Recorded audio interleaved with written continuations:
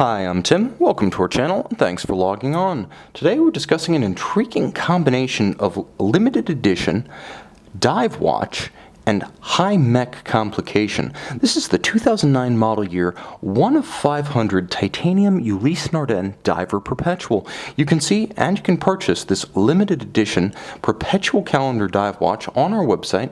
Subscribe to our YouTube channel if you enjoy these videos, and please click on the card in the upper right hand corner of the screen at any time during this video to see our full sales listing for this watch with additional accessories included in the sale, high resolution images for your desktop, and naturally complete pricing details for this Ulysse Nardin diver Perpetual.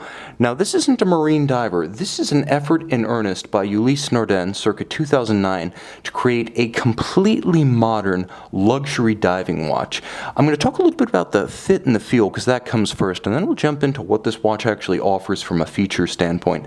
Now, it's 45 millimeters across the extremity of the bezel. That is, if you were to measure bezel edge to edge, the extreme symmetrical diagonal of the watch, you're going to find that it's 45 millimeters, and you're going to find that it's approximately 15.3 millimeters from top to bottom, so perhaps not as thick as you imagined.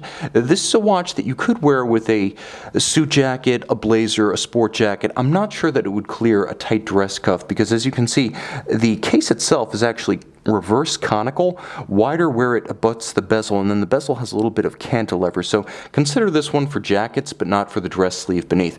Now, from lug to lug, it's surprisingly compact. The watch is 48.3 millimeters from lug to lug, but Ulysse Nardin was all about bracelet and strap systems, so you actually have an interesting combination of double jointed titanium inserts that effectively create a bracelet strap hybrid. You can see the end pieces conform to the flank of the case, but with the articulation that's inherent in those joints, you can actually fit this watch on a really small wrist with security and handsome proportions. So don't be deceived by the 58.5 millimeter span from pivot to pivot across the wrist.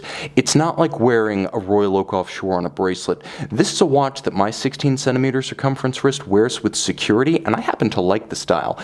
It's big and oversized by design, that's the look, but the ergonomics are phenomenal, especially since the whole thing links case and bracelet.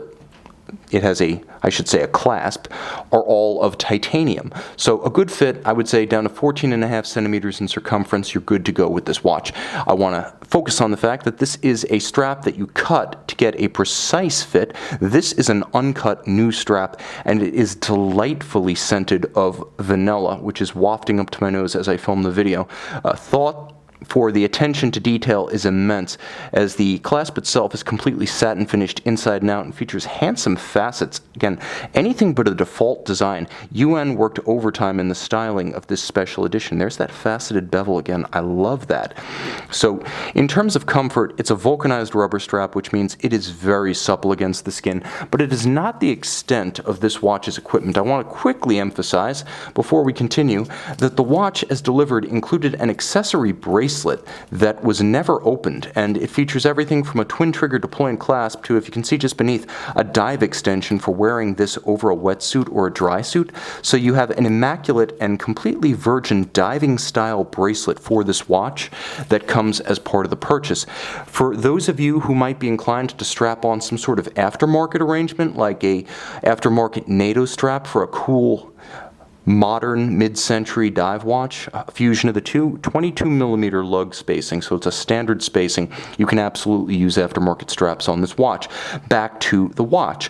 All of high polish. This is kind of the Ulysse Nardin look. They're never bashful about their complications, especially their oversized complications, but there are some elements of the case that are more nuanced than a traditional oversized sports watch from the likes of Hublot or even Audemars Piguet. First, the case band has that reverse conical profile. It actually has a little bit of tumble home and a concave, and you can see it more easily from this angle, but there's actually a concave inward sweep. It's not even a straight line, it's a sweep. It's almost a scalloped profile.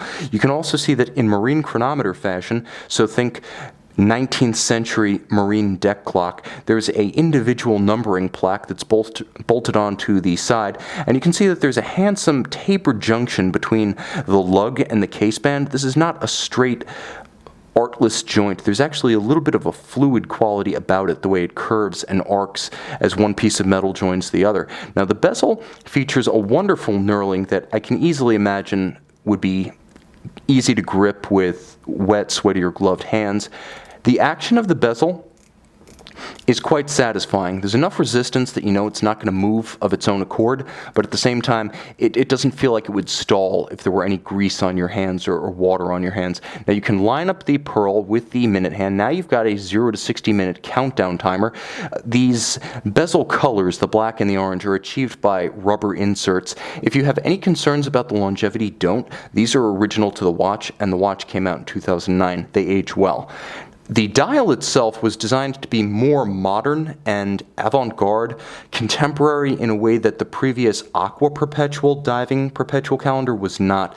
That one featured a flinke lacquer, a blue lacquer translucent top, a guilloche base, and the same treatment was applied to the bezel. This one goes with a carbon fiber weave that has a wonderful three-dimensional, almost holographic quality about it. It moves and explodes in the light as you tilt it with varying angles with respect to the camera. So there's a little bit of dynamism built into the weave itself. It's not just a texture and a coloration.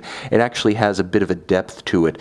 All of the individual indices are applied, which I appreciate. That's upscale. That's what you expect on a watch that cost $28,500 in 2009 money. Also important to note, I will show you a Lume shot at the end of this video, so be sure to watch it in full. Now, it's a perpetual calendar, and a remarkably comprehensive one at that. You have a grand date, you have a day, you have a month, you even have a year and a decade. Constant seconds visible on a quirky scale, a half scale, double graduated with concentric 0 to 30 and then consequently 31 to 60 calibration. But I'm going to show you how you can use this perpetual calendar to move forward or backwards. Notice I'm jumping from April 1st to March. So if you thought this calendar only set in one direction, April Fools, it's bidirectional, meaning it's also year 2100 compliant with a vengeance. Most perpetual calendars are only programmed up to the year 2100. This one, because it's user adjustable, will not have to go back to the factory. So lucky you. If you're around to enjoy it, you've got the leg up on all of your friends. I also appreciate the fact that the calendar is comprehensive. Some perpetual calendars are a little too cute by half. What Ludwig Oxlin, the designer of this calendar system, is doing today with Oxlin Jr. is mechanically masterful, but I can't read any of those watches. This is simple. Everything in an aperture laid out in plain English. Okay, so the crown has a wonderful knurling to it. You can see it's anything but a standard dive watch crown. It has a wonderful step. As you can see, the knurling is incredibly deep, and you actually sink into those wells between the peaks of the knurled crown. Easy to manipulate such that I don't miss something like the JLC compressor crowns or the Panerai locking lever. This works just fine. Now, once you thread it in, it is a screw-down crown. The watch has 200-meter water resistance, so this is a very robust dive watch, in addition to being a substantial and innovative bidirectional perpetual calendar. Now, what you're looking at is the UN caliber 033. It's a old Lamagna base extensively modified by Ulysse Nardin to the point that it is effectively Ulysse Nardin's own. Automatic winding, 28,800 vibrations per hour. It has a 48-hour power reserve, and it is a COSC certified Swiss chronometer in addition, so accurate down to matters of seconds, but also overspans as large as years and decades, so a little bit of a juxtaposition there. There is a gorgeous lacquered insert on the white gold winding mass, which I happen to appreciate from a purely aesthetic level. Now, most of the finishing here is executed by machine, as you'll find on watches right up to and including the likes of Vacheron Constantin's entry-level models and some Audemars Piguet's. This is what you expect from UN, Jaeger-LeCoultre, Mainstream, Glasuta Original, and Zenith. So it's a high standard, but it's the thought that goes into the designs, using circular Côte de Genève instead of linear, using this distressed pattern of dressage across the relieved portions of the rotor, the lacquered anchor insert, the heat-fired, kiln-oxidized blued screws rather than chemically dyed examples. This is a beautiful movement, and you can even see that it's been engraved and inked with the Ulysse Nardin logo, and everything that's written is blue inked. Just gorgeous. Well worth the display case back. This is a watch that puts it all together, and if you're asking, why do I need a perpetual calendar on my dive watch? Here's the answer. You're going to wear your dive watch to the office. You're going to wear your dive watch to the club. You're going to wear your dive watch to your cars and coffee meeting. You know, I would say the majority of your time wearing your dive watch is going to be on the surface.